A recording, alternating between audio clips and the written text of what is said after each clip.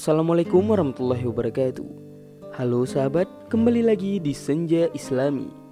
Pada kesempatan kali ini saya akan mengisahkan sebuah kisah tentang memuliakan orang yang tua. Surah Al-Isra mengisyaratkan keharmonisan dua hubungan, yakni hubungan baik dengan Allah Subhanahu wa taala dan juga hubungan dengan manusia, yang dalam hal ini ialah sosok yang semestinya sangat kita muliakan, ialah orang tua. Dan Tuhanmu telah memerintahkan supaya kamu jangan menyembah selain Ia, dan hendaklah kamu berbuat baik kepada ibu bapakmu dengan sebaik-baiknya. Jika salah seorang di antara keduanya atau kedua-duanya sampai berumur lanjut dalam pemeliharaanmu, maka sekali-kali janganlah kamu mengatakan kepada keduanya perkataan "ah", dan janganlah kamu membentak mereka, dan ucapkanlah kepada mereka perkataan yang mulia. Quran Surat Al-Isra ayat 23. Berdasarkan ayat tersebut, mengucapkan kata "ah" kepada orang tua tidak diperbolehkan dalam agama, apalagi mengucapkan kata-kata atau memperlakukan mereka dengan lebih kasar daripada itu. Penghormatan terhadap orang tua sangat diatur oleh Islam agar terciptanya hubungan yang baik antara orang tua dan anak.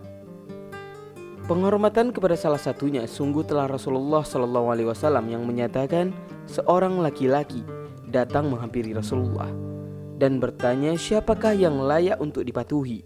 Rasulullah pun menjawab, ibumu, ibumu, ibumu, hingga 3 kali berturut-turut, kemudian ayahmu. Hadis riwayat Bukhari Muslim. Penyebutan lebih dari 1 kali dalam hadis Rasulullah bukan tanpa makna. Pemaknaan yang luas terhadap apa yang pernah beliau sampaikan, lebih khusus kepada urusan kepatuhan anak kepada ibunya. Menjadi kewajiban tersendiri mengingat ibu adalah sosok yang sangat berperan dalam kehidupan si anak, dari masa kehamilan, kanak-kanak hingga dewasa. Dari sahabat Anas bin Malik radhiyallahu anhu berkata, Rasulullah SAW bersabda, sesungguhnya Allah Subhanahu wa taala melihat wajah orang yang sudah tua di waktu pagi dan sore. Lalu ia berkata, wahai hambaku, telah tua umurmu, telah tipis kulitmu, telah rapuh tulangmu, telah dekat ajalmu, dan telah tiba waktu kedatanganmu kepadaku. Maka malulah kepadaku, karena sesungguhnya aku pun malu, tidak tega karena ubanmu dan karena usia tuamu, untuk menyiksamu di dalam neraka nantinya.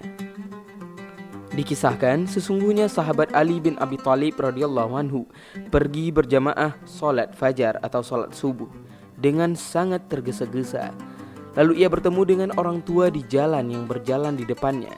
Dengan tenang dan santai dalam menempuh jalan, sahabat Ali bin Abi Thalib radhiyallahu anhu tidak melewatinya karena memuliakan dan menghormatinya, sampai dekatlah waktu terbitnya matahari. Ketika orang tua itu telah dekat pada pintu masjid, maka ia tidak memasuki masjid. Lalu sahabat Ali bin Abi Thalib radhiyallahu anhu mengetahui bahwa ia adalah orang Nasrani. Beliau pun memasuki masjid. Beliau menemui Rasulullah SAW dalam keadaan rukuk. Rasulullah SAW memanjangkan rukuknya kira-kira 2 rukuk, sehingga sahabat Ali bin Abi Thalib bisa mendapatinya agar tidak ketinggalan dalam sholat berjamaah. Ketika selesai sholat, seorang sahabat bertanya, wahai Rasulullah, mengapa engkau memanjangkan rukuk di dalam sholat ini? Engkau sepertinya tidak pernah melakukan hal ini. Rasulullah SAW menjawab, ketika aku rukuk dan membaca Subhana Rabbiyal Azim, Maha suci Tuhanku yang Maha Agung, sebagaimana wiridku dan aku hendak mengangkat kepadaku, maka datanglah malaikat Jibril alaihissalam. Ia meletakkan sayapnya di atas punggungku dan menahanku lama. Ketika ia mengangkat sayapnya, aku pun mengangkat kepalaku. Lalu para sahabat bertanya lagi, mengapa malaikat Jibril melakukan demikian wahai Rasulullah? Kemudian Rasulullah SAW pun menjawab, aku tidak bertanya kepadanya tentang itu. Lalu datanglah malaikat Jibril dan berkata kepada Nabi Muhammad, wahai Nabi Muhammad, Sesungguhnya sahabat Ali bin Abi Thalib sedang tergesa-gesa untuk berjamaah. Lalu ia bertemu orang tua Nasrani di jalan. Ia tidak mengetahui bahwa orang tua itu adalah Nasrani. Ia memuliakannya karena ubannya dan karena usia tuanya, tidak mendahuluinya dan menjaga haknya. Lalu Allah Subhanahu wa taala memerintahkanku agar menahanmu di dalam rukuk, sehingga sahabat Ali bin Abi Thalib bisa mendapati salat subuh dan tidak ketinggalan dalam salat berjamaah. Ini bukanlah sesuatu yang mengejutkan, dan sesuatu yang paling mengejutkan dari yang mengejutkan adalah sesungguhnya Allah Subhanahu wa taala memerintahkan malaikat Mikail untuk menahan matahari dengan sayapnya, sehingga matahari tidak terbit lama karena sahabat Ali bin Abi Thalib radhiyallahu anhu. Sahabat perawi pun berkata, derajat kemuliaan ini adalah sebab menghormati orang tua yang sudah sangatlah tua, padahal ia adalah orang Nasrani. Dalam hikayat lain, ketika telah dekat wafatnya guru daripada Syekh Abu Mansur Al-Maturidi, semoga Allah Subhanahu wa taala merahmati beliau. Guru beliau pada waktu itu berumur 80 tahun. Lalu Syekh itu atau guru Syekh Abu Mansur sedang sakit dan memerintahkan Syekh Abu Mansur untuk mencari seorang budak yang berumur sama sepertinya, kemudian membelinya dan memerdekakannya. Syekh Abu Mansur pun mencari, namun tidak menemukan budak yang seperti ini. Orang-orang pun mengatakan, bagaimana kamu akan menemukan budak berumur 80 tahun, sedangkan ia masih tetap menjadi budak dan tidak dimerdekakan?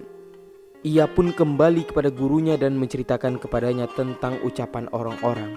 Ketika gurunya mendengar ucapan ini, gurunya pun meletakkan kepalanya di atas tanah sambil bersujud, bermunajah kepada Allah Subhanahu wa taala dan mengatakan, wahai Allah, sesungguhnya makhluk tidaklah menanggung kemuliaannya tatkala budaknya berumur 80 tahun dengan masih tetap menjadi budak, tetapi ia akan memerdekakannya. Lalu aku telah mencapai umur 80 tahun ya Allah, maka bagaimanakah engkau tidak memerdekakanku dari api neraka? Sedangkan engkau adalah zat yang maha mulia, maha pemurah, maha agung, maha pengampun, lagi maha menerima syukur ya Allah. Lalu Allah Subhanahu wa taala pun memerdekakan gurunya, yang kemudian ia pun wafat karena bagusnya ia bermunajah kepada Allah Subhanahu wa taala. Wallahu a'lam bishawab. Demikianlah kisah tentang memuliakan orang yang tua. Semoga sahabat semua dapat mengambil hikmahnya. Lebih dan kurang saya mohon maaf. Wabillahi taufiq wal hidayah. Assalamualaikum warahmatullahi wabarakatuh.